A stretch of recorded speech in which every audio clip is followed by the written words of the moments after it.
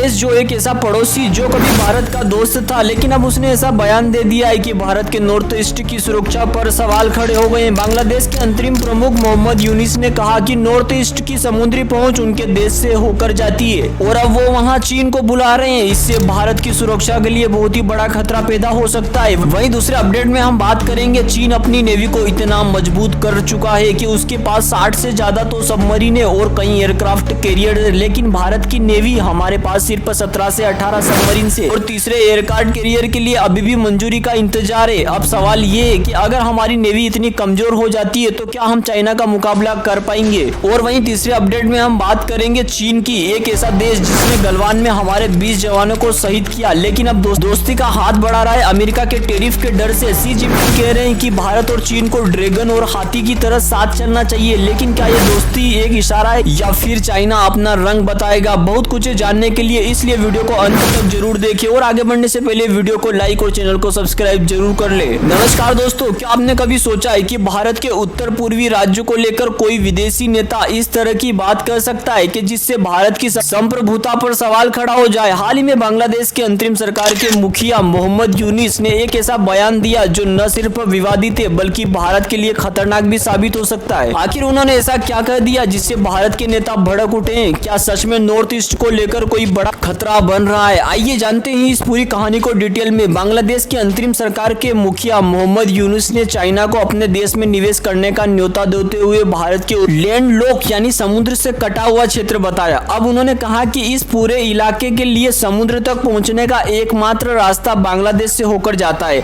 इस बयान के बाद भारत में हड़कंप मच गया है। सबसे पहले तो भारत के असम के मुख्यमंत्री हेमंत बिस्व शर्मा ने इस बयान को उकसाने वाला और अस्वीकार्य बताया। वहीं त्रिपुरा के टिपरा मोथा पार्टी के प्रमुख प्रद्योग माणिक्य ने तो यहाँ तक कह दिया भारत को बांग्लादेश को तोड़कर अपनी समुद्री सीमा सुनिश्चित कर लेनी चाहिए, क्योंकि अगर बांग्लादेश हमारे सबसे बड़े थ्रेट चाइना में जाकर ऐसी बात कर रहा है कि भारत के 7 स्टेट का समुद्र पे कोई अधिकार नहीं है, इस बयान के क्या मायने निकलते हैं? इस बयान के पीछे की रणनीति समझना भारत को बहुत ही ज्यादा जरूरी है। क्या बांग्लादेश चीन के हाथों की कठपुतली बनने गया है? इतना ही नहीं, कांग्रेस नेता पवन खेड़ा ने भी इस मुद्दे पर चिंता जताई और कहा कि चीन लगातार भारत के उत्तर पूर्वी में घुसपैठ कर रहा है और अब बांग्लादेश उसे खुला न्योता दे रहा है। ऐसे में सवाल उठता है कि क्या भारत को सिर्फ रक्षात्मक रवैया अपनाना चाहिए, क्योंकि भारत वैसे भी 1 साल तक बांग्लादेश में जो हो रहा है उसको वेट एंड वॉच की स्थिति को मॉनिटर कर रहा है। लेकिन आपका विचार जानना भी जरूरी है, क्या भारत को अब तगड़ा एक्शन ले लेना चाहिए बांग्लादेश पे? कमेंट करके अपनी कीमती राय जरूर बताइएगा। वहीं दूसरे अपडेट में हम बात करते हैं, आपने कभी सोचा होगा कि अगर भारत को एक सुपर पावर बनना है तो किस चीज का सबसे ज्यादा मजबूत होना होगा, सेना,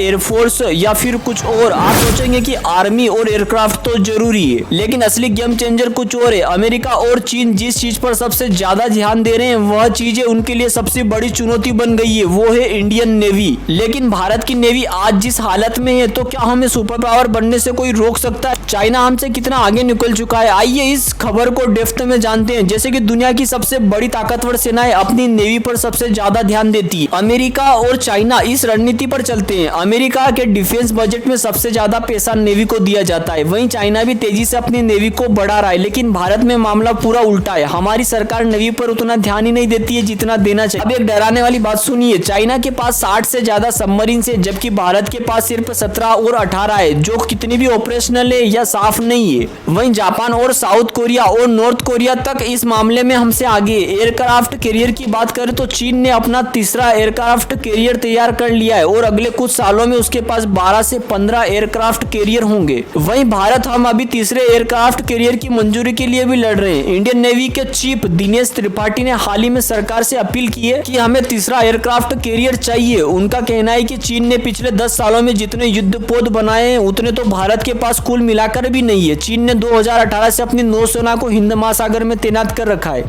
यानी चाइना कभी भी इंडियन ओशन रीजन से बाहर नहीं गया। अब तो चीन अपने जासूसी जहाज और सैटेलाइट ट्रैकिंग शिप्स को भी यहाँ भेज रहा है, मतलब चीन हमारी समुद्री सीमाओं को घेरने में लगा है, लेकिन भारत अभी भी फैसले लेने में देरी कर रहा है। वहीं आपका जवाब जानना भी जरूरी है, क्या आपको लगता है कि भारत को तीसरे एयरक्राफ्ट कैरियर को बनाने की मंजूरी दे देनी चाहिए या अभी भारत को इसमें टाइम लगेगा? कमेंट करके अपनी कीमती राय जरूर बताइए। वहीं हम जियोपॉलिटिक्स की नेक्स्ट अपडेट में बात करते हैं। चाइना भारत से सच में दोस्ती करना चाहता है या फिर यह उसकी कोई नई चाल है? गलवान संघर्ष के बाद चीन कई बार दोस्ती का हाथ बढ़ा चुका है, लेकिन हर बार भारत को धोखा ही मिला है। अब एक बार फिर चीन के राष्ट्रपति शी जिनपिंग ने कहा है कि भारत और चाइना को ड्रैगन और हाथी की तरह मिलकर चलना चाहिए, लेकिन क्या ये सच में दोस्ती का इशारा है? आइए इस आर्टिकल का एनालिसिस करते हैं। चीन के राष्ट्रपति शी जिनपिंग और प्रधानमंत्री ली कीयोंग ने भारत को बधाई दी और कहा कि सीमा पर शांति बनाए रखने और सहयोग बढ़ाने की जरूरत है। नहीं, चाइना ने कहा कि वह सीमा विवाद सुलझाने को भी तैयार है। अब सवाल ये है कि चीन अचानक इतना दोस्ताना क्यों बन गया है? आइए मैं आपको बताता हूँ। चाइना को अब अमेरिका और यूरोप से कड़ा विरोध मिल रहा है। उसकी अर्थव्यवस्था भी धीमी हो रही है। भारत का दुनिया में एक मजबूत शक्ति बनकर चाइना यही नहीं चाहता कि भारत पूरी तरह अमेरिका और पश्चिमी देशों के साथ चला जाए, इसलिए वो दोस्ती का दिखावा कर रहा है। लेकिन असली सवाल यह है कि क्या भारत इस बार भी धोखा खाएगा? याद कीजिए 2020 का गलवान संघर्ष, चाइना ने तब भी शांति की बात की थी, लेकिन अचानक हमला करके हमारे 20 जवानों को शहीद कर दिया था। लेकिन उसके बाद हमारी आर्मी ने भी चाइना के 40 से ज्यादा जवानों को मौत के घाट उतार दिया था। उसके बाद भी चाइना लगातार सीमा पर तनाव बढ़ा रहा है। डोकलाम से लेकर अरुणाचल प्रदेश तक चाइना की हरकतें कभी नहीं बदली। उसने भारत के खिलाफ जासूसी की, हमारे इलाकों में घुसपैठ की और हमारी सेना को उकसाने की कोशिश की। तो क्या इस बार भी चाइना का दोस्ती करना चाहता है या फिर सिर्फ उसकी एक रणनीति है सॉफ्ट? लेकिन ऐसे में एक्सपर्ट्स सवाल उठा रहे हैं कि क्या चीन पर भरोसा करना चाहिए या नहीं? क्या हम चीन की एक और चाल है या सच में रिश्ते सुधारने की कोशिश है? आपकी क्या राय है? हमें कमेंट करके जरूर बताइएगा। और यदि वीडियो पसंद आया हो तो वीडियो को लाइक और चैनल को सब्सक्राइब जरूर करिए। मिलते हैं किसी नए वीडियो में, तब तक के लिए जय हिंद, जय भारत। नदियों पर चीन का कंट्रोल हो गया तो बांग्लादेश के हर फैसले पर चीन का असर दिखेगा। मछली पालन, जो बांग्लादेश की 60% से ज्यादा जनता की रोजी रोटी है, अब चीन के हाथ में होगी। टेक्सटाइल इंडस्ट्री, जो बांग्लादेश का सबसे बड़ा एक्सपोर्ट सेक्टर है, अब चीन की मर्जी पर चलेगा। मतलब साफ है, बांग्लादेश खुद को 50 साल के चीन का गुलाम बना दिया है। यूनुस ने चीन के आगे बांग्लादेश का भविष्य गिरवी रख दिया है। वहीं सबसे बड़ा सवाल तो ये, अगर भारत चाहे तो चाइना से सारी डील कैंसिल करवा सकता है। भारत के इतना इंटरवेंशन बांग्लादेश में है। दोस्तों कमेंट करके अपनी कीमती राय बताइएगा कि भारत को अब इंटरवेंशन बांग्लादेश में करना चाहिए।